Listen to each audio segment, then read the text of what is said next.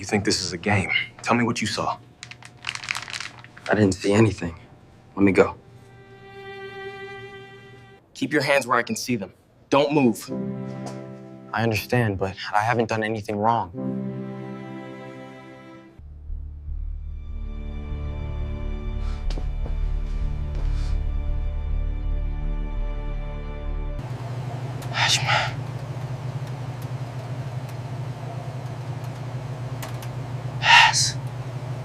Don't make this harder than it has to be. Just tell me where you put it. I already told you I didn't take anything.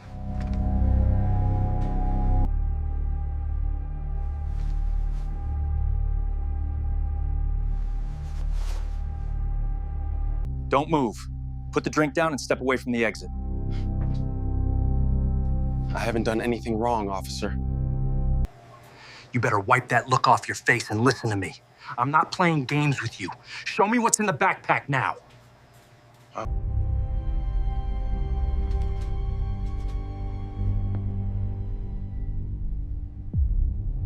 Malik Carter felt the stare before he heard the footsteps.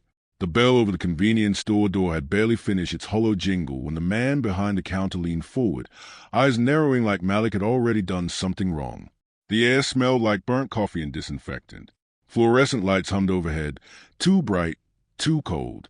Malik moved down the snack aisle slowly, hands visible, backpack zipped tight against his chest. Every step he took, another echo behind him. Not close enough to touch, just close enough to remind him he was being watched. He stopped at the refrigerator case. The glass reflected the man's face behind him. White, late 40s, jaw clenched, phone already in his hand like a weapon waiting for permission. Malik's throat tightened. He'd been here before. Different store. Same look. Don't react, Malik told himself. Just pay and leave. He grabbed a sports drink and toned. The man didn't move out of the way. You planning to pay for that? The owner asked, voice flat but loaded. Malik held the bottle up. Yeah, that's why I'm here. The owner's eyes flicked to Malik's hoodie, then to the backpack. His thumb hovered over his phone screen. Uh-huh, the man said quietly, because kids like you usually don't. The words landed harder than a shove. Around them, the store felt suddenly silent. No customers, no witnesses, just a hum of lights and the pounding of Malik's heart. Outside, a police siren wailed somewhere far away, growing closer or farther. Malik couldn't tell. The owner raised his phone. Don't move, he said, and Malik realized, with a chill that settled deep in his bones, that walking out might not be an option anymore. Malik Carter stepped into Delaney's market with his hood down and his shoulders tight, the way his mother had taught him. The bell above the door rang once, sharp and accusing, and Malik felt it announce him more than welcome him. Be quick, he muttered to himself. Behind the counter, Frank Delaney looked up from his phone. His eyes locked on Malik and stayed there. Malik headed for the drink cooler. He could feel the man watching him, could hear the scrape of shoes leaving the counter. Frank didn't say anything at first. He didn't have to. The silence pressing harder than words. Malik opened the cooler door. Cold air spilled out, fogging the glass for a second. His reflection stared back at him. 17, black, tired, backpack slung over one shoulder like it weighed more than books. You need help with something? Frank asked. Malik toned. No, sir. Frank nodded slowly, like he didn't believe him. Just making sure. Malik grabbed a blue sports drink and shut the door. He walked toward the register. Frank stepped sideways, not blocking him completely, just enough to make the path narrower. That all you got? Frank asked. Yes. Frank's eyes dropped to Malik's backpack. Mind opening that? Malik froze. Why? Store policy. Malik swallowed. I didn't take anything. I didn't say you did, Frank replied, voice calm. Practice.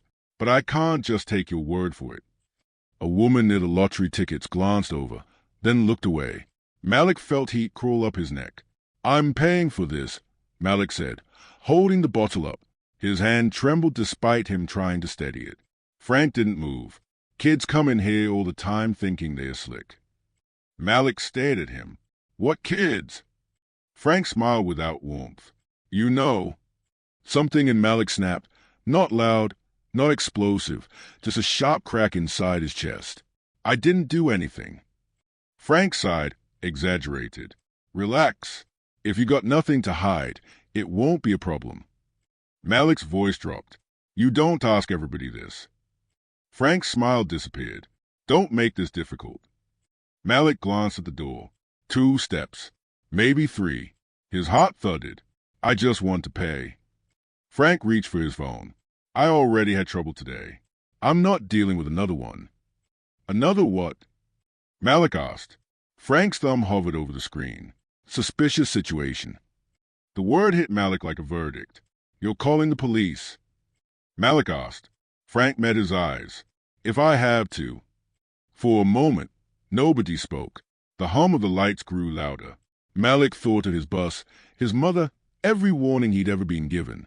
I didn't steal anything, Malik said again, softer now. Frank pressed the call button. Yeah, he said into the phone.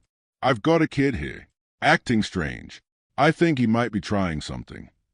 Malik stood still, bottle clenched in his hand, realizing the story was already being told without him. The first siren came before Malik even had time to process Frank's words. Then another, and another, a distant wail threading through the hum of the city. The door rattled as 2 officers in crisp Navy uniforms pushed inside, badges catching the fluorescent glare. Afternoon, one said. His voice was polite but clipped, a practiced neutrality. What seems to be the problem here? Frank Delaney stepped forward, voice careful, a little too calm.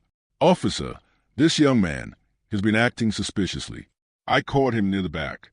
Thought he might be shoplifting. Malik's stomach sank. Suspiciously.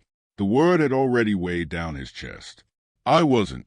Malik started, hands raised, blue sports drink still in his grip. The officer, tall, sandy-haired, barely looked at him. Sir, he said to Frank, what makes you say that? Frank leaned in, lower now, almost confidential. It's the pattern. Kids like him. Hoodie, backpack. He's been in here before. Been casing the place. I'm sure of it. Malik felt a hot sting of betrayal. Kids like him. It wasn't just accusation. It was history rewritten. The officer glanced at Malik but didn't meet his eyes. You got any ID on you? Malik fumbled for his wallet. I don't drive yet. Hey, student ID. The second officer, quieter, stood behind Malik. Her gaze lingered on his hands, his shoulders, the backpack. She didn't speak, but Malik could feel the weight of her silence. Frank's tone softened for the camera he imagined flashing. I just want to make sure the store stays safe. Malik's mother's name rang in his head, Denise Carter. She'd always said, stay calm, no matter what they say. A nearby customer muttered, he's just a kid, but the words died quickly under the fluorescent hum. The officers exchanged a look, then asked Malik to step aside. They took him out into the parking lot, peppering him with routine questions. What were you buying? How long have you been here? Ever been caught before? I didn't steal anything, Malik repeated. His voice trembled despite himself. Okay, one officer said. But the hesitation in her tone told a different story. Frank dialed his phone, narrating each gesture for effect. Yes, I'd like a patrol officer. Please. I have a situation. Yes, he's still here. I'm afraid he may be trying something. Malik's chest tightened. Other customers watched now. Some with curiosity, others with silent disapproval. Nobody moved to stop it. By the time the officers finished taking his statements, Malik felt stripped of every ounce of composure he had brought in with him. His bag was inspected. His jacket zipped open. Every pocket checked. The younger officer's notebook filled quickly with details, appearance, demeanor, possible prior incidents. Malik realized how easily his truth could be written over. Okay, you're free to go, the taller officer said finally, his voice a little softer. But you're trespass from the store. Do not return. Malik nodded numbly, feeling the weight of each word like handcuffs around his chest. As he walked to the curb where the bus would come, he replayed every glance, every subtle shift in the store, every whispered code Frank had used to make him a suspect. And somewhere in the distance, his phone vibrated. A bystander had recorded the entire incident. Malik's heart skipped. The story wasn't over.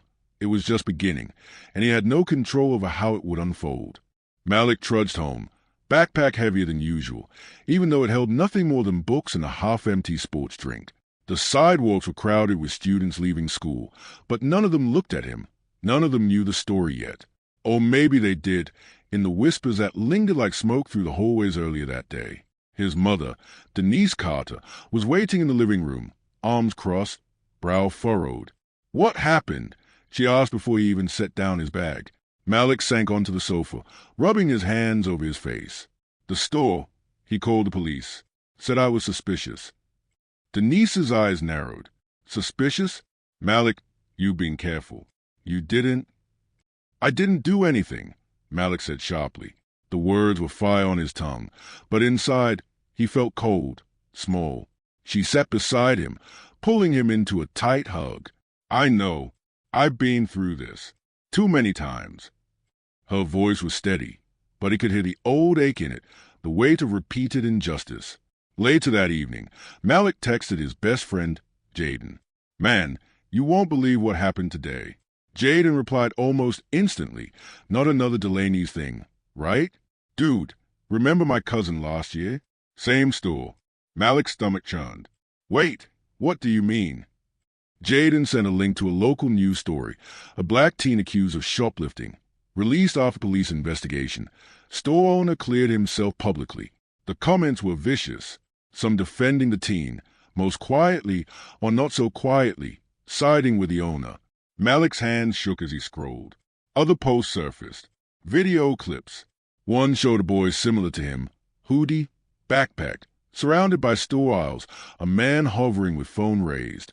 Another clip, shaky but clear, caught Frank's sharp glance, the way his hand hovered over his phone, ready. Denise leaned over his shoulder. "See? It's not just you." Malik clenched his fists.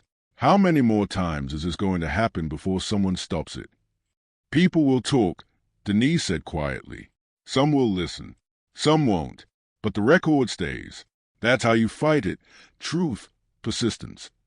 By that night, the footage began circulating through local social media groups. Comments exploded. Outrage, disbelief, support, blame. Malik felt his chest tighten, a mix of anxiety and a strange surge of power. For the first time, the story might not belong only to Frank. Jaden called. "Yo, you need to see this," he said, urgency in his voice. Malik's mother hovered nearby as Jaden played a short clip. Malik standing frozen at the counter, Frank's thumb hovering over the phone, the word "suspicious situation" echoing from the speaker. Malik swallowed hard. His own face looked scared, tense, but also defiant in ways he hadn't realized at the time. "That's you," Jaden said, "and everyone's about to see it." Malik stared at the screen. He couldn't take it back. He couldn't erase the fear, but he could tell the story now, and maybe, just maybe, make it matter. By the next morning, Delaney's Market had become the unofficial headline of the neighborhood. News of Malik's encounter circulated through social media, amplified by the shaky but damning footage. Parents at school whispered in the hallways.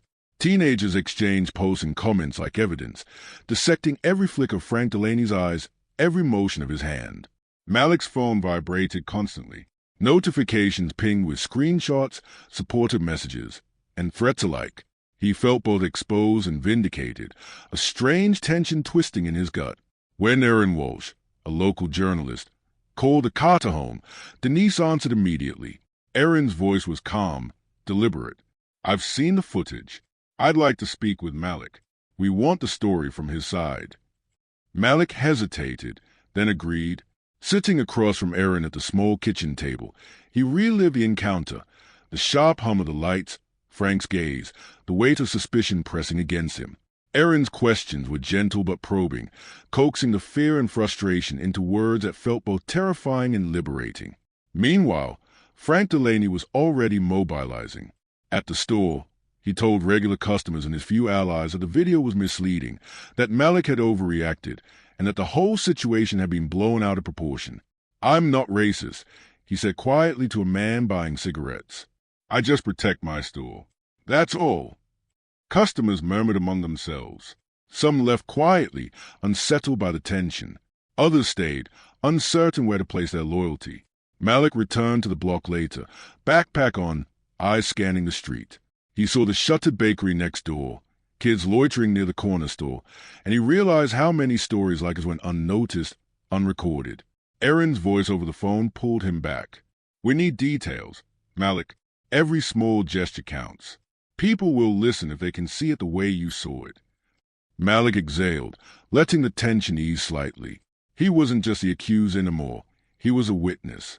And for the first time, he understood the power that came with being seen. By midweek, Delaney's market felt different. The fluorescent lights buzzed the same. The shelves held the same chips and sodas, but the air was heavier. Patrons whispered as they entered, glancing at Malik's video splashed across their phones. Frank Delaney, however, seemed more determined than ever. At a small neighborhood association meeting, Frank laid out his case. I run a business in this area for 30 years, he said, voice measured, each word deliberate. I have the right to protect my store. That's what this is about. Safety, not race. Neighbors nodded politely, some with unease, some with blind allegiance. One man added, These kids, they don't understand consequences. You're doing the right thing, Frank. Inside the store, Malik's friends and classmates whispered warnings. Some cold and courageous, others whispered, better watch yourself.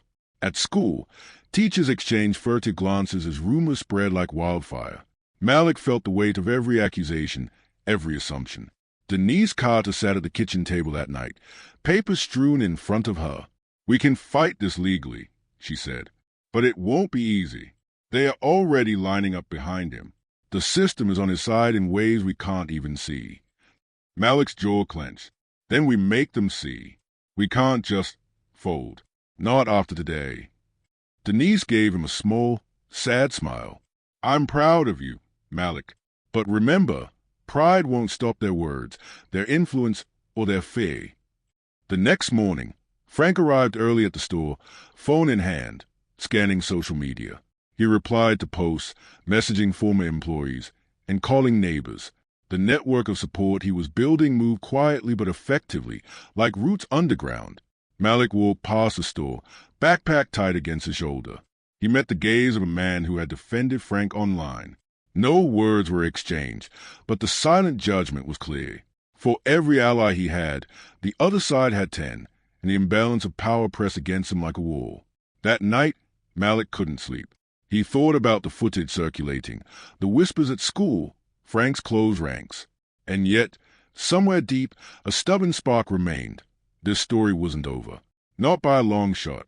The week after the confrontation, Malik felt a strange mixture of dread and hope. Erin Walsh had returned with a camera crew, recording him recounting every detail of the encounter at Delaney's market. His hands trembled, but he spoke steadily, describing the small gestures that had betrayed Frank Delaney's suspicion. The finger hovering over the phone, the calculated way he had positioned himself behind the counter, the words, kids like you, that had landed like a hammer. Denise sat beside him, offering quiet nods and whispered encouragements. You're telling the truth, she said softly. That's all we need. Meanwhile, more footage surfaced online. Short clips from previous incidents, videos that hadn't been widely shared, testimony from former employees, whispered confessions in private messages. One former cashier recalled, I left because I couldn't handle how he treated black teens. Always assumed the worst. Always kept the phone ready. Erin compiled the stories, cross-referencing the dates, creating a timeline that made Frank's pattern undeniable. Each clip was a tiny hammer striking at the wall Frank had built around his reputation. Malik's phone buzzed with messages of support from people he had never met, people who had experienced similar harassment in their own communities. We've been waiting for someone to speak up, one wrote. Another sent a clip of a boy who had been falsely accused months earlier, silently pointing to the broader systemic pattern.